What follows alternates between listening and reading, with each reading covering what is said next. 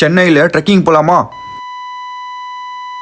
அட ஆமாங்க, ட்ரெக்கிங் மட்டும் இல்லை, சிவன் தரிசனமும் கிடைக்க போகுது. அதுக்கு நம்ம ஓயமாலேருந்து செம்மஞ்சேரி போகிற ரோட்டில் வண்டியை சும்மா கிரிட்டுன்னு விட்டிங்கன்னா லெஃப்டில் பொலுனி ஜியான்னு வரும். அதையும் தாண்டி மறுபடியும் ஸ்ட்ரெயிட்டாக சும்மா வண்டியை கிரிட்டுன்னு விட்டிங்கன்னா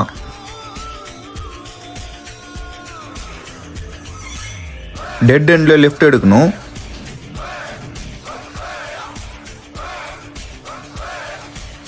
இங்கே ஒரு ஜங்ஷன் வரும், அங்கே ரைட் எடுத்து மறுபடியும் ஸ்ட்ரெயிட்டாக போகணும்.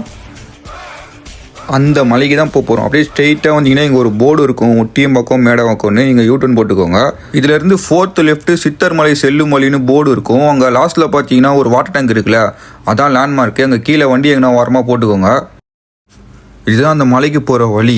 நான் வந்த டைம் மழை டைம்னால நடுவில் கொஞ்சம் ஒரு இடத்துல தண்ணி தேங்கி நின்றுட்டு இருந்துச்சு.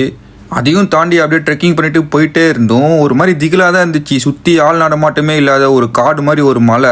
அதில் நானும் என் ஃப்ரெண்டும் மட்டும் பேசிட்டு போயிட்டு இருக்கோம். நம்ம இப்போ ஒரு அடர்ந்த வனப்பகுதிக்குள்ளே வந்துருக்கோம். சுற்றி பாருங்கள், சுற்றி காடு, ஆள் நடமாட்டமே இல்லை, ஒரே காலியாக இருக்குது. இப்படிதான் மேலே ஏறி போகணும். இங்கே ஸ்டெப்ஸு அது மாதிரி எதுவுமே இல்லை, ஃபுல்லாக கல் முள்ளா ஒரே கரடு முட்டாக தான் இருக்கும். இது மேலே தான் அப்படியே ஏறி நம்ம போகணும். வாங்க போய் பார்க்கலாம். இவ்வளோ தூரம் ஏறி வந்தது ஒத்தா இல்லையா? மேலே அப்படி என்ன தான் இருக்குன்னு நான் நெக்ஸ்ட் வீடியோவில் சொல்கிறேன்.